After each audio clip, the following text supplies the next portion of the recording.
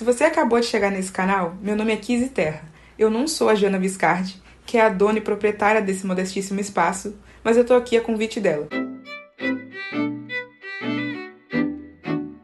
Como eu disse, eu sou a Kizzy, eu sou engenheira de computação formada no Instituto Militar de Engenharia, eu sou mestre em matemática aplicada pela Fundação Getúlio Vargas, eu também trabalho como cientista de dados na empresa Cyberlabs e eu sou co-criadora de um canal aqui no YouTube que se chama Programação Dinâmica, onde a gente faz ensino de programação e discussões sobre tecnologia. E é exatamente por isso que a Jana me convidou para vir conversar com vocês. A Jana me fez esse convite há alguns dias atrás, quando estava rolando uma grande polêmica no Instagram por conta de um perfil de uma moça racista que começou a viralizar. Então as pessoas começaram a fazer denúncias sobre esse perfil, só que dizendo que perfil era esse, e ela, na verdade, passou a ganhar mais de 10 mil seguidores em poucas horas. E toda essa discussão foi muito polêmica, muitas pessoas se posicionaram, a Jana foi uma delas, ela levou esse conteúdo para os stories, percebeu que o engajamento foi legal e muita gente tinha interesse de saber um pouco mais, de se aprofundar um pouco mais. Ela me convidou então para a gente conversar um pouco sobre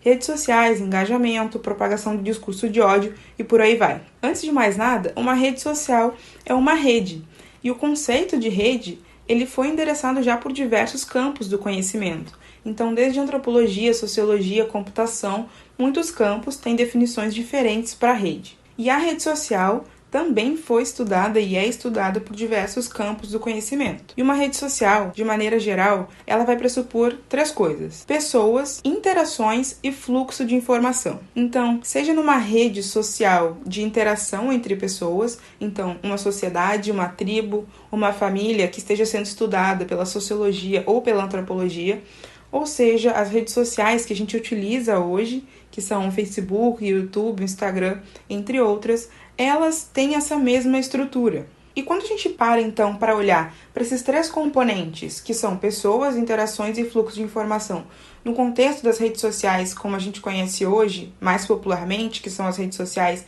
digitais, e aí aqui eu vou usar geralmente o exemplo do YouTube ou do Facebook para facilitar o nosso entendimento.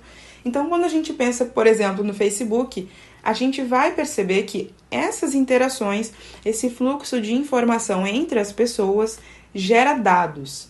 Com esses dados é possível extrair informações. Essas informações, elas vão ser o insumo que essas empresas vão utilizar para fazer recomendações para você. E aí vai desde recomendações do que você pode estar interessado em comprar, até a recomendação do conteúdo que você vai ver. Quando a gente está interagindo nas redes sociais, geralmente a gente tem muito mais interações e conexões do que é possível a gente ter na vida real.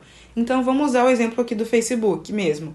A gente tem, por exemplo, 1000 amigos. Algumas pessoas têm 1000, 2000, 3000, 4000, enfim. Muitos amigos no Facebook, muito mais do que a capacidade que você tem na vida real de atender. Então às vezes são pessoas que você conheceu ao longo da vida pontualmente e também são pessoas que você nem conheceu na sua vida mesmo, né, presencialmente. Mas elas estão lá na sua rede de amigos do Facebook. E aí, isso gera uma primeira questão. Não é possível você consumir todo o conteúdo que todas essas pessoas com as quais você está ligada produzem. Sem contar ainda das páginas que você vai seguir, né, das figuras públicas, enfim. Não só os seus amigos, como outras instituições e pessoas públicas que você segue estão gerando muito conteúdo. E não é possível que a ferramenta, né, mostre para você todo esse conteúdo.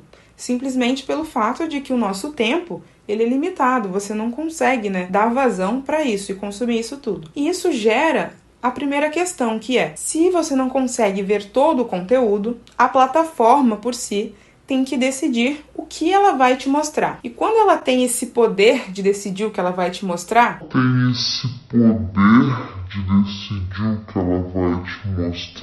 ela pode fazer o que ela bem desejar com isso. E aqui é importante a gente perceber que essas empresas são entidades privadas com interesses próprios. Por que isso é importante? Porque muitas vezes, quando a gente utiliza uma rede, e aí eu não estou falando de mim, agora eu estou falando de maneira genérica, porque no meu caso eu sei todas essas informações, então eu utilizo as redes já com uma outra cabeça. Mas na maioria dos casos, quando se utiliza as redes, a gente utiliza do ponto de vista do eu, né? Então, qual que é o meu propósito aqui, como eu estou utilizando, o que eu quero ver. Mas do ponto de vista da empresa, não funciona assim. Do ponto de vista da empresa, Você é mais um, no caso do Facebook, entre bilhões de pessoas que vai receber alguma coisa, que vai ser exposta a algum conteúdo. E aí, quando essa empresa que tem esse interesse privado e tem esse poder agora de escolher o que vai te mostrar, porque não é possível que você veja de todo mundo, é aí que ela tem o seu maior ativo. Então, a empresa, seja o Facebook, seja o YouTube, vai ganhar dinheiro com esse ativo. E para poder ganhar dinheiro com esse ativo, ela tem que fazer algumas escolhas para maximizar esse dinheiro, essa fonte de receita. E é nesse momento que entram os algoritmos, os famosos algoritmos. Um algoritmo, em essência, ele é um conjunto de passos pré-definido para que uma máquina entenda. Se a gente for parar para pensar, o Facebook, que tem bilhões de usuários, não teria como colocar funcionários do Facebook para ficar 24 horas decidindo o que mostrar para você. Então, a primeira necessidade que surge é a de automatizar essa decisão.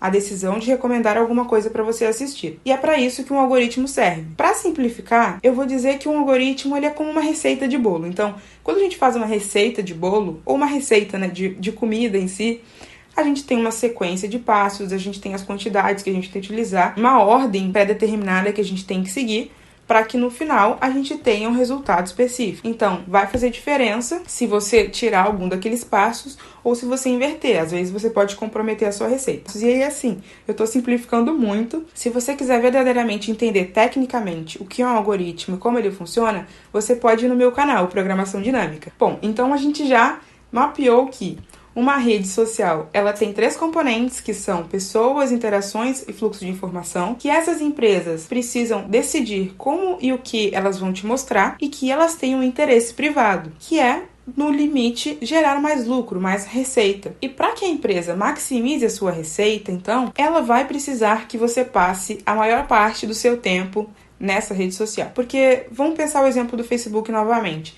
Se você passa 24 horas do seu dia na rede, você, por exemplo, vai ficar submetido a todos os anúncios que a própria rede vai te mostrar. E é com esses anúncios que ela ganha dinheiro. Então, quanto mais anúncios ela te mostrar, e obviamente, quanto mais eles converterem, então ela vai procurar te mostrar coisas do seu interesse para justamente você clicar, fazer a compra e os anunciantes anunciarem mais nela. Quanto mais tudo isso acontecer, melhor para a empresa. E para atingir esse objetivo de manter você a maior parte do tempo nessa plataforma, a empresa usa esses algoritmos, esses passos pré-definidos, mas eles são programados segundo alguns indicadores, porque é preciso métricas objetivas para que o computador entenda que ele precisa mostrar ou não um conteúdo. E é aí que entra a dinâmica do engajamento. Então, nós, enquanto produtores de conteúdo, aqui eu me incluo a Jana, nós, em geral, somos avaliados por esse engajamento que a gente gera. Então, o vídeo, né, uma das métricas principais de um vídeo que a gente coloca aqui nessa plataforma é o que eles chamam de tempo de retenção. Ou seja, quantos minutos você ficou assistindo. Então, inclusive, se você está assistindo esse vídeo, não abandona, porque vai fazer muita diferença para o trabalho da Jana você ficar até o final. Porque o YouTube, ele pode nos beneficiar ou nos punir, entre aspas, por um tempo de retenção baixo. Ele vai mostrar mais ou menos aquele vídeo por conta dessa informação. Só que essa questão do engajamento, ela pode ser um pouco mais aprofundada. Porque, assim, é possível a gente estabelecer uma relação entre o que você engaja no mundo digital, nas redes sociais, e o que você engaja na vida real, o que você sente na vida real. Então, geralmente, o seu engajamento, ele está associado às suas emoções reais. Quando o conteúdo impacta você, seja por uma emoção como alegria, como paixão, como amor, ou com uma emoção como ódio, raiva, pesar e tristeza, isso causa alguma coisa em você nesse plano, né, no mundo real. E é esse impacto, essa emoção, vai fazer você ter um impulso ou não para interagir com o que está no mundo digital. E essa questão das emoções mobilizarem o seu engajamento é muito utilizada pelas plataformas e pelos produtores de conteúdo. E nesse momento, é muito importante que você preste atenção e faça essa reflexão sobre o que eu estou falando. Quando um conteúdo não gera nenhuma emoção em você, poderia dizer que é um conteúdo blasé ou simplesmente um conteúdo que não se destaca ali no seu dia, né, em meio a tanta informação, você vai simplesmente passar por ele. Quando um conteúdo capta você, capta a sua emoção, a sua atenção, você vai interagir com aquele conteúdo. E é isso que as plataformas precisam que os produtores de conteúdo façam. Então, existem, por exemplo, o que a gente chama de clickbaits, que são títulos muito apelativos, às vezes até sensacionalistas demais. Esses títulos são utilizados por produtores de conteúdo para prender a atenção de pessoas. Vamos ao exemplo do YouTube. Existem muitos vídeos produzidos diariamente. E aí, ainda que você não seja exposto a todos os vídeos que a plataforma tem, você é exposto a uma grande quantidade de vídeos. Só de você rolar a sua home, né, do YouTube, a sua timeline, a sua linha do tempo, você vai ver muitos e muitos e muitos e muitos vídeos. E o que vai fazer você parar em um? É uma emoção. Então, quando eu olho que a Jana lançou um conteúdo, eu fico feliz. Eu penso, caraca, legal, vou lá assistir. Só que aí a gente tem a questão do ódio. A questão do ódio, ela é complicada porque o ódio gera muito engajamento. Não só porque o ódio é ódio, mas porque o ódio é intenso. Então, quando alguma coisa me gera muito ódio, eu tendo a querer tirar aquilo de mim. Eu preciso fazer alguma coisa, eu posso ter o ímpeto de querer punir a pessoa que está gerando aquilo, eu quero responder, eu quero causar um xingamento, eu quero denunciar. A gente tem um impulso imediato de interagir. E aí eu tô falando que é importante a gente prestar atenção, porque a gente pode perceber também que outras emoções intensas também causam isso. Então, se você é apaixonado por um artista ou por uma pessoa mesmo da vida real que você conhece, quando você é exposto àquele conteúdo dela, seja uma foto de uma pessoa que você gosta muito e que aparece pra você na sua rede social, aquilo causa uma emoção. Você vai dizer que a pessoa tá bonita, você vai comentar, você vai fazer alguma coisa. E é disso que as plataformas vivem, que as redes se alimentam. E aí eu queria comentar que existe um caso muito curioso, que existem pessoas que mesmo gostando de uma figura pública, elas ao invés de interagirem de maneira legal e elogiarem a pessoa, elas fazem um comentário muito pejorativo. E elas fazem isso porque elas já aprenderam a dinâmica da rede. E elas perceberam que aquela pessoa tem mais chance de interagir com ela se ela fizer um comentário muito negativo ao invés de um positivo. Porque os positivos, às vezes, eles se perdem, né, nessas pessoas que são admiradas. Mas os negativos, aqueles que são muito ofensivos, a pessoa acaba notando. E o próprio produtor de conteúdo se submete a essa lógica. Então, ele vê um comentário que causa ódio ou causa alguma coisa nele e ele tende a responder. E é importante ressaltar que não é que a estrutura por si só seja negativa, não é isso. Mas muitas vezes são as pessoas que estão apenas reagindo aos seus próprios impulsos que vão dando vazão a essas emoções, que vão gerando ódio, vão propagando ódio na rede, causam mal a algumas pessoas, às vezes destroem a vida de outras, mas é porque as pessoas estão muito submetidas àquilo sem ter consciência desse processo. Dito isso, eu acho que já deu para vocês entenderem um pouco da lógica, da estrutura das redes sociais, o que elas são, como esses algoritmos são programados para operar. E eu queria agora compartilhar uma coisa interessante, que às vezes as pessoas se assustam um pouco da dinâmica como ela acontece, que é o que se chama de pixel do Facebook. As pessoas que lidam com marketing digital muitas vezes estão familiarizadas com esse conceito, mas é esse pixel do Facebook que às vezes nos dá a sensação de que a gente está sendo espionado na internet. E isso às vezes gera medo, inclusive, nas pessoas. E eu vou explicar como é que isso acontece. Por acaso, alguma vez você já acessou um site, uma página de vendas, por exemplo, de um curso que você estava bem interessado, cogitando comprar.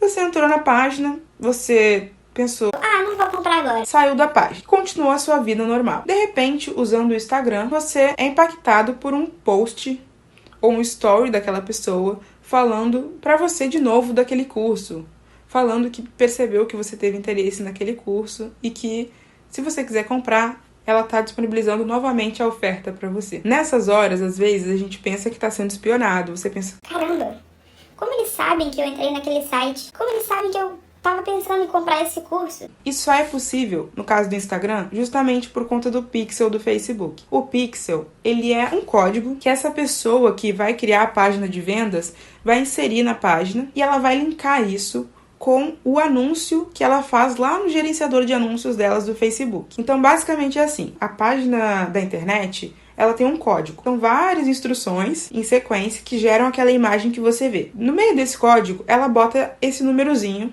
e esse númerozinho fica associado a um anúncio, de forma que quando você entra no Instagram e você acessou aquela página, o Facebook sabe e te mostra um anúncio daquela pessoa. Isso é uma coisa que eu achei interessante compartilhar com vocês. Espero que não tenha ficado muito complexo, mas eu achei que era legal desmistificar um pouco essa espionagem que as redes sociais fazem com a gente. E assim, não é só o Facebook que tem essa lógica, o Google também faz isso. Você tem um código do Google Ads, né, das propagandas do Google, que você também consegue colocar numa página para veicular anúncios depois para a pessoa na rede de anúncios do Google. E para concluir esse vídeo, eu queria fazer algumas considerações finais para que a gente possa refletir. Então eu espero que esse vídeo ele sirva para que você não sinta mais tanto medo dessa estrutura que foi montada e que a gente utiliza e que às vezes a gente se sente refém, justamente porque agora você tem um pouco mais de consciência de como essa coisa funciona. Além de ter consciência, eu acho que é uma boa forma de você se proteger entre aspas, dessa dinâmica, é você tentar controlar um pouco mais os seus impulsos.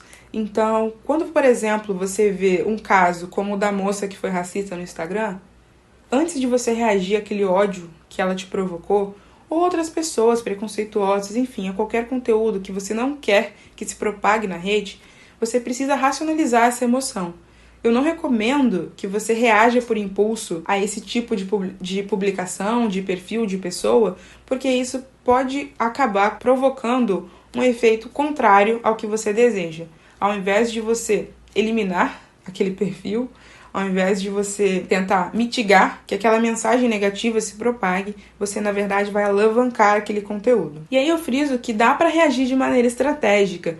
Então, se você considera, por exemplo, que é importante se posicionar sobre algum tema, faça isso sem mencionar o perfil daquela pessoa. Faça isso condenando a atitude dela, mas sem mencioná-la.